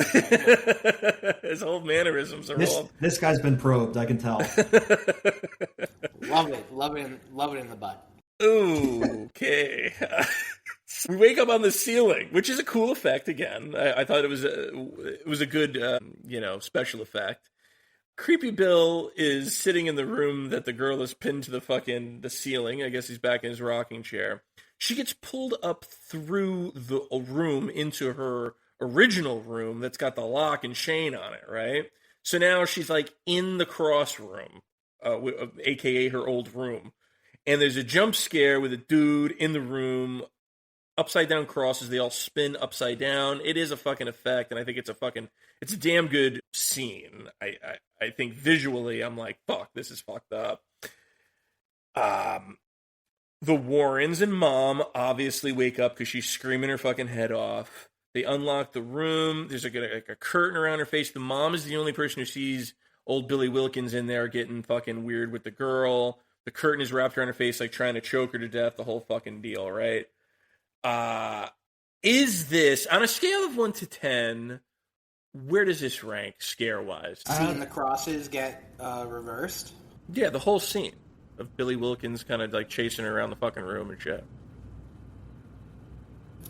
I mean, because they're English crosses didn't really scare me at all. Church of England. Okay. Scale of 1 to 10, Creepo, what do you have here? Is this mid? Blood jokes aside, yes, it was pretty creepy. Okay. CJ? The effect was great. I'd give it like a 6 or a 7. It wasn't the scariest or the creepiest scene in the movie. I would give that to the one we discussed earlier with the nun. I think that was like up there. But the effect with the... Give it a 6. I'll give it a 6.5. Okay. 6.5. That's fair. I think that's commensurate with where we're at here too. I think that's a fair assessment of the deal. So this kind of leads us to, all right, we're going to go to a pub, which is where all good deals get done in England, right? We're going to go to the pub and we're going to talk as a group. The Warrens, this other guy, English guy who's kind of like a paranormal investigative guy, skeptic lady. They're all going to be kind of exchanging notes on what the fuck was going on here. So the girl's got bite marks on her arms. She claims that this was like the ghost that bit her. There's like lots of fucking physical evidence that kind of gets debunked by the skeptic chick. All of the information is kind of reviewed. Some of the stuff is debunked, and the Warrens believe them. They don't think they're faking it. This is where I thought the movie dipped for me. When we're sitting around in a fucking pub exchanging notes, I don't need to see this shit, man. There's a lot of characters in this movie, in this scene specifically, that I don't particularly need to hear from. I don't need to hear from any of these motherfuckers, quite frankly. If we cut all of these people out, it would be a much more streamlined movie. What'd you say, Tom? This is what they do in England, though, right? I guess. I don't know what they do in England, but I'll tell you this. This would have been a good thing to cut out of the movie, in my opinion. Yeah, save some time. They ramped it up, and it was working really well. For them to scale it back again, it kind of ruined it. Yeah, it was too much like of a breathing thing, right? It was like, this is an exhale, kind of give us a downtime. It's not necessary. We're far enough in the movie. Just keep it going. Yeah, just keep pushing until the end. I agree with you. All right, so again, Ed's going to have a nice moment. We're going to go back with the Hodge family. We're going to have them come back in. It's the Christmas time, Christmas season. Ed's going to play a little Elvis song on his guitar. It's a nice moment. Again, do we need the fucking moment? Probably not. I was just going to say, waste of time. Yeah. So the whole Christmas theme was weird. Yeah, I agree. But it must have been factual, though, in some way, or else they wouldn't have done it for the movie. This probably all happened during the Christmas season, I would assume. But the movie was released in June. I understand, but I'm saying in the case file, it must have been in the Christmas time, I would think. So they're trying to make it as close as possible, I guess. I don't really know the ins and outs of the cases. I only know what they fucking tell me, right? What I will say is during the Warren little Elvis extravaganza, there's like tech being set up around the house. They're trying to like bring in more technology to facilitate proving or disproving whether this is fucking the real deal or not. The Warrens' relationship to me. So this is between the two actors, Ed and Lorraine. I feel like their interaction between the two, just focusing on them for a second, I feel like they got really good chemistry, and they come off as a husband and wife team, and almost like their relationship is like almost like a grandma and grandpa sort of a deal, where they're not like sexual in any way, almost like they don't have, but they like really, they care about each other deeply. And those two actors really play off each other really well. And I just wanted to say that out loud for the sake of saying it. I mean, there was that scene where they didn't like that they were separated in different beds. Right. Yeah, something to look forward to, she said to him. Yeah, but I mean, so that's as sexual as it gets, dude. Yeah. No, they're a very seasoned couple. They've been through a lot together. You can tell. There's good chemistry. They have a good, solid foundation between the two of them. Yeah. And I think... I wish I had that in my life. Wow. Okay, you wish you had... Where's your Lorraine? I don't know. Anyone out there in the chat? Doing it for you? That's what I thought. Put F in the chat for my love life. Moment of silence for your love life. All right, so... Again... I have in my notes, film drags in the flooded basement. So Ed is the fucking handyman now, I guess.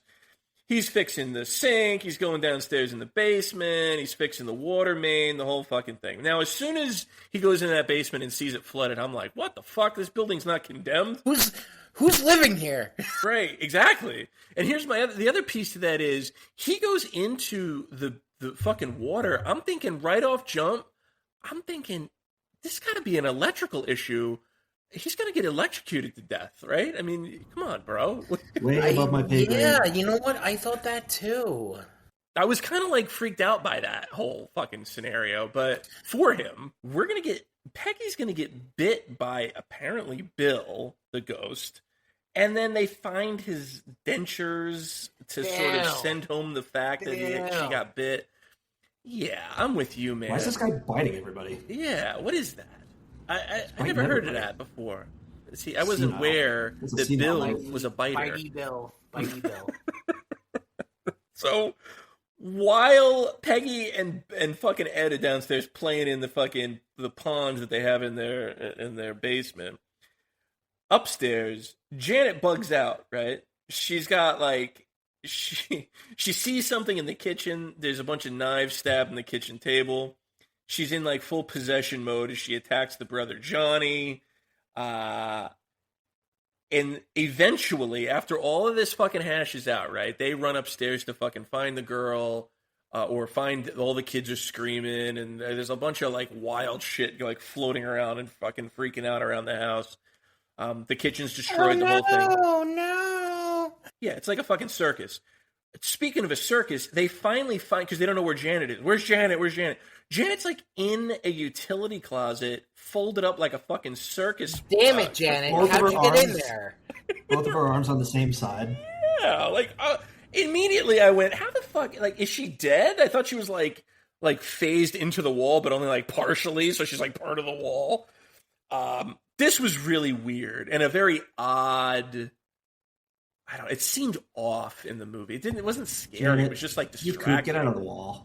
Yeah, I don't know what that is. I don't know what that was. It was really weird. I thought she was like dead. I thought she was dead too. Yeah, for real. And again, the movie is still in the dip for me. I'm not. We're not fucking fine. We're not taking off yet.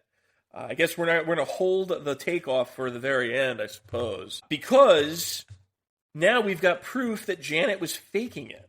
So I don't know why we put this in the movie. Probably because it was a major sticking point for the Hodge family's investigation. They actually got Janet on camera trashing the kitchen and making all kinds of crazy fucking noise as proof that she's like causing some of this. right? So when confronted, Peggy kind of kicks back at them, kicks him out of the house. The church is not going to sanction anything like that, not officially, with someone basically staging half of this stuff that had just happened. So for me, I'm thinking, I don't know where we're going. Like, if I'm a first-time viewer, I'm like, what the fuck is going on here? We've invested all this time for it to be fucking staged. Very, very odd swerve that I thought was completely unnecessary. I thought it was a nice touch when she bent the spoon backwards when it showed. Well, yeah. Fair point. Because there is no spoon. There is very matrixy of you. When they go upstairs, CJ makes reference to a cooking spoon, a big ass metal spoon that was bent, and one of the English paranormal investigator guy picks it up and is like, "Oh my god, the energy was so strong in here." Like the reference is that the power level was over 9,000. Right, exactly. But meanwhile, she's in the fucking kitchen bending the spoon, making it that way. So there's a conversation that's had. The Warrens have gotten the boot. The English paranormal guy is like, you said you would believe. There's this big breakup. Do I care about any of this? Do any of us care about any of this stuff? Nope. No. I kind of checked out on that up to that point. The Warrens leave. They go on a train. Light bulb moment. Ed, I've got my tape recorder. Let's set up our reel-to-reel on this train. We're going to play the recording. Wait. After it fell and it made an X. Right. Okay. So they crisscrossed, and that was like his him realizing that that he should combine the two, play them at the same time. You guys are absolutely right. Yeah.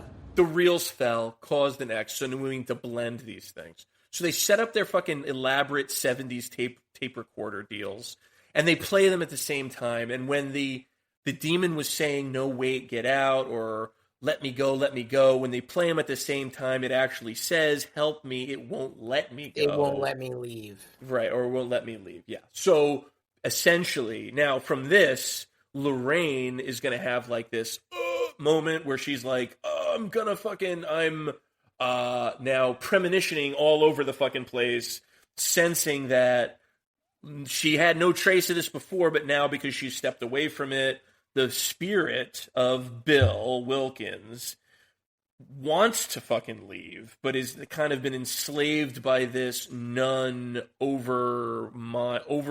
mind spirit entity that's kind of using Bill to terrorize the family, like incognito. What a bitch demon.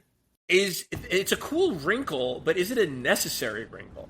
I think I appreciate it just because it's like I was wondering why the hell they kept showing the nun, and they kind of brought it back, and it was a nice little curveball, I guess. Like, how do these two things fucking ever marry up? And they finally found a way to mesh them.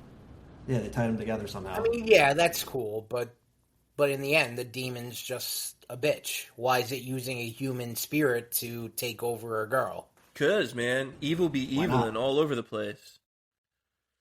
So the inhuman being has blocked the ability of Lorraine to sort of have her premonition since she was so close to the situation. The real enemy has kind of revealed herself, right? So, okay, we've got Margaret floating and Janet fully possessed back at the house. Since the Warrens have left now, she's like fully possessed. The demon has had her, all of the good guys are gone. It's time to fully seize this Janet and use her how we will. So this discovery of the recordings prompts the Warrens to come back. And Bill, the ghost in the house, has a riddle that leads Ed and Lorraine to come to the conclusion that basically saying the name of the demon will vanquish the demon. And it's raining like a monsoon through all the rest of these scenes, right? Foggy London, it's always raining in England. This is fucking no different. The riddle. Did you guys guess the riddle? I did not guess the riddle. Like that you're supposed to like, what are you giving at birth and the whole fucking thing? Yeah, no, absolutely not, no. But yeah, I missed that one. name, yeah, that makes sense, yeah. It does make sense once it's explained, but I'm going to tell you, man, there's a lot of fucking leaps that they're doing here. You got to go pretty fucking far to get where they go, you know what I'm saying? And but the whole thing with the Bible, and she like, yeah, no, I did not get that at all. Meaning her carving the name in the Bible? Yeah, no. Yeah. The Warrens triumphantly going back into the house. The family has basically been kicked out by the demon, and it's just Janet in this house now. And they can't get in, right? All the doors are basically locked. They try and break the window. The couch blocks it. Ed is he's up Schitt's Creek, but he does get in. He gets in through the basement door. And then it gets locked, separating the two, Lorraine and Ed. They're the team. Guess what? They're no longer the team. Ed forges on while Lorraine protests. Did you think Ed was going to bite it? I thought he might. There'd be a good chance. Yeah, I thought that was going to happen. Yeah. I mean, the fact that they're sequels kind of gives away that that's not the case. But in the moment, like if you're watching, you know they're sequels now. If I was watching back in 2014 or 2016 this came out? Yeah, I'd probably think that this was like the final one. This is like potentially, this could end bad, at least. Yeah. Especially, I mean, we're getting ahead of ourselves, but when you see what happens with the tree, it's like, oh, there it is. Exactly. Yeah.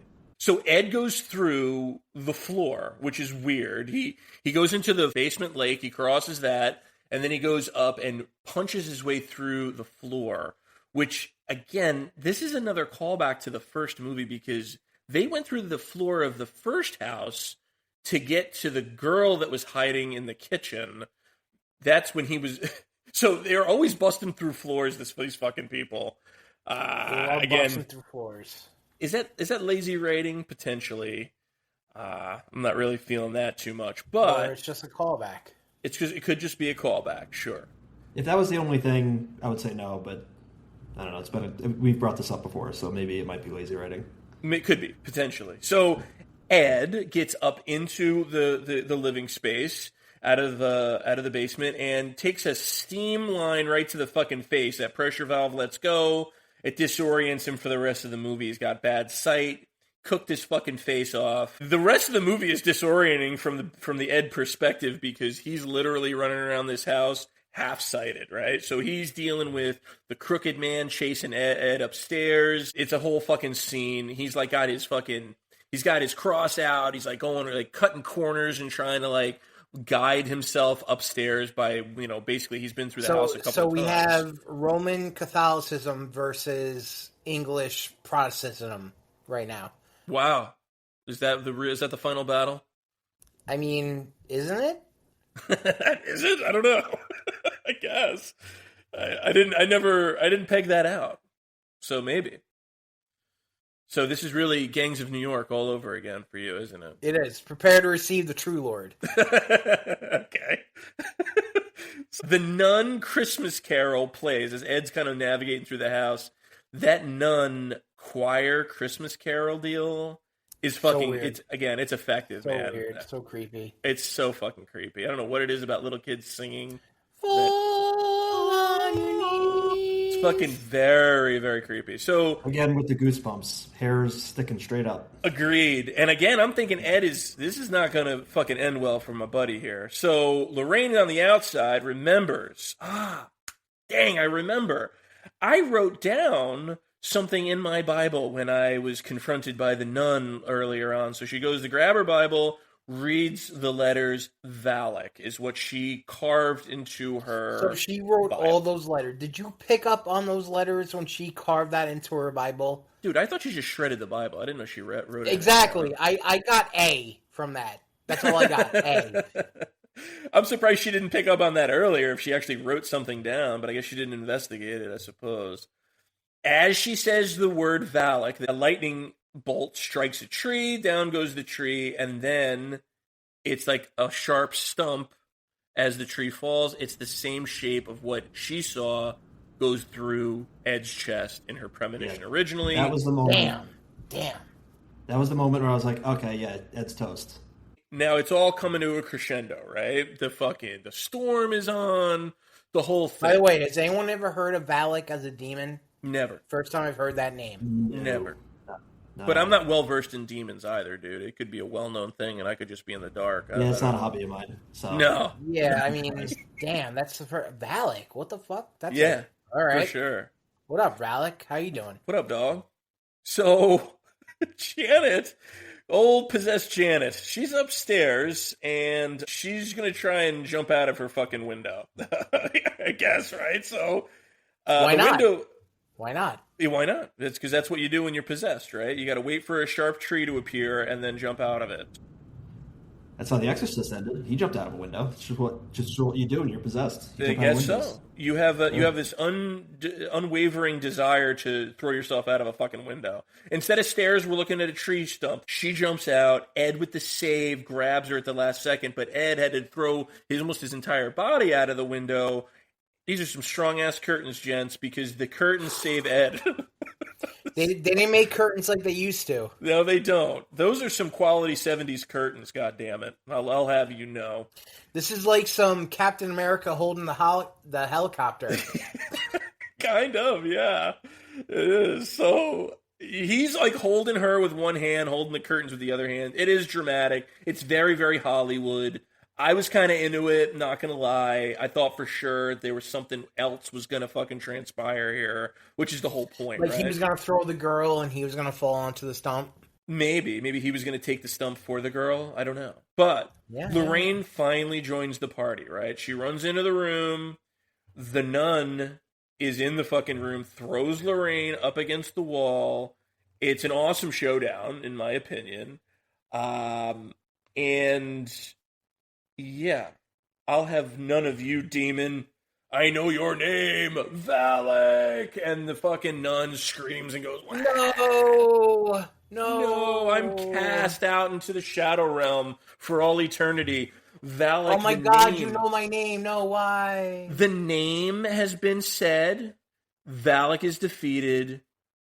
Is this a lame way to defeat such a scary demon? Just saying. I mean, apparently, according to the church, yes, that's how you beat a demon. Is that right? I didn't even know that was a thing. Rumpelstiltskin rules. We're going Rumpelstiltskin rules. That works against demons, I guess. Apparently. So you know my name, Bill. You can defeat me. Okay. And I think, for me, I'm going to be honest with you, I think that's pretty fucking lame to be able to defeat an all-powerful demon just by saying their name. It's a pretty big Achilles heel. It's very easy to do, I feel like. Yeah, I agree. Yeah. Especially with all of the hints of the fucking name. Yeah, everything you said, by the way, I'm so unobservant. Missed all of them. All of them I didn't see any of those after my first watch. You're stating all these, and I'm just like, Jesus Christ. I'm not observant at all. Well, here's the other problem, is I only caught one of them. There were like 5 fucking times that it was up there, so I'm just as bad as you, man. I just caught the one. Okay, and actually, it was Allie that pointed it out to me. So okay. Wait, they makes me feel a little showed Valak throughout the movie? Yeah. They showed it 5 times. Yeah, wow. Yeah, he was talking about it earlier, and we were listing like 4 or 5 examples. I was like, holy shit, I didn't see any of those. Pretty fucking wild, right? So the nun is defeated. Lorraine saves Ed, who then in turn saves Janet. This house is clean. This house is cleansed. No more of this dirty fucking demon shit up in this house. So Ed gives at the end of it now, right? The house is totally fucking bombed out because I mean the crooked man like blew a hole in the wall, it was fucking up their ceilings. All these rooms are fucked. He dug a hole in the ground. There's a lake in the basement. The house is completely condemned, you would think, right? Because the demon was like of snakes. I guess so. Right? Isn't that what she named Valak a bunch of things, like Lord of fucking Serpents or some crazy shit? Yes. Yeah, right off the cusp, too. She had all that stuff off the top of her head. I know, she knew all of it now, right? All of a sudden, she knew all of it. So at the very end of the movie, Ed gives Janet his cross that his dad gave him for safekeeping. The Warrens successfully have helped the Hodge family return back home with the Crooked Man music box to put in their vault. And then they dance to Elvis. All the good feelings All the good feelings at the end of this movie. I think it had the feeling, if I'm not mistaken, it had the feeling of this was they had the idea at least that this was going to be the last of these movies. They had the feeling for me that this was it, right? They made this movie in 2016. We don't get the third installment until 2021. Maybe originally this was supposed to be the end. I know this is the last one that James Wan directs. So maybe this was supposed to be the natural ending point? I'm not sure, but we got 2 more after this one. Can't leave money on the table. Can't leave. Because what was the budget, Bill? And how much did it gross? I think it was like 3 or 40 million, something like that. So we were just talking about how the house was trashed and it should be condemned. Didn't it say during the credits that they still stayed there after all this? She lived there the rest of her time. Yeah, she died kind of recently. Peggy. Fucking wild. Why? I hope she got a new fucking chair at least. She's still living. Replace the haunted furniture, at least, if you're going to stay in that shithole. I'll tell you what, dude. She died in the house or something crazy too, right? Didn't they say that? Hopefully in the chair. I hope she died in the chair. Yeah, she did. Chair. It was like, yeah. Keep it going. Fucking wild. All right. Final thoughts on The Conjuring 2. Let's go with Tombstone Tom. What do you have for your final thoughts on the movie, buddy? Not as good as the first one. Right. I agree with that. That's it? That's your final thought? No, I give this a... Hold on. We're going to do pumpkin ratings. Just give me 2 more seconds. Final thought, kind of creepy CJ. Your first final thought. What is your final thoughts on The Conjuring 2? My final thought is, when I think about these movies, I always think it seems like a money grab, just there's so many of them, but the quality is better than I remembered. Right. So I got to say, I was more impressed than I was expecting to be from it. It did seem like a rehashing of the first one, but the quality is there. Understood, yeah. I kind of want to echo what Tom said a little bit. Not as good as the first one. So the original was obviously really pretty good. I thought this movie had what it took to be as good, but it just didn't reach that. It didn't get where it needed to go, man. It dragged in the middle, like I said. I thought there were scary parts, man. It did have me jump a few times, and it had my skin crawling. And if you're going to do that, you're going to elicit that sort of reaction. That's a good movie, but it wasn't great. It fell short of being great. I think James Wan is A+. Patrick Wilson, Vera Farmiga, they're both excellent together, specifically. And at the ending with the actual recordings and the actual pictures of the case, I thought, again, just like in the original, they did the same thing. It really drove the point home that this was a real thing. It really affected real people in a real way. I thought it was a pretty good movie, man, and I enjoyed it. I do recommend it. Had faults, but still pretty dang good. Pumpkin ratings. Tom, you wanted so badly to give me your pumpkin rating earlier on. Give it to me now. 2.5. 2.5 pumpkins. Okay, 2.5. That's not a terrible rating. It's a scale of out of 5. Kind of creepy, CJ. What do you give me for pumpkins? I'd give it a 3, just because it did lull a few times. The scene with the nun that we discussed earlier kind of saved a lot of it. Agreed. It's probably one of the best scenes in the movie. But yeah, I'd give it a solid 3. I think based on the nun, there were some creepy Billy Wilkins scenes, and based on the Warren dynamic, those two actors together, I gave it a 3.5 pumpkin rating, and I think we're all kind of in the same neighborhood ish. I think it's a strong movie, and I think if nothing else, it leads us to the next assignment, and the next assignment is The Devil Made Me Do It, The Conjuring 3. 2021's The Conjuring 3. Yes, the Warrens continue, and Marathon May continues as well. The Conjuring 3 is your next assignment, Mavens, and we want to thank you so much for listening, and we want to hear from you too. Give us some feedback on Podbean, Instagram, TikTok. We're on all these cool. How about some alien abduction movies like Fire in the Sky? That'd be good. Which is Marathon May. Which You're very one note with these aliens. We're going to marathon our way through this franchise, and maybe on the opposite end, we can get some Fire in the Sky. just putting that Just putting that out. Understood, yes.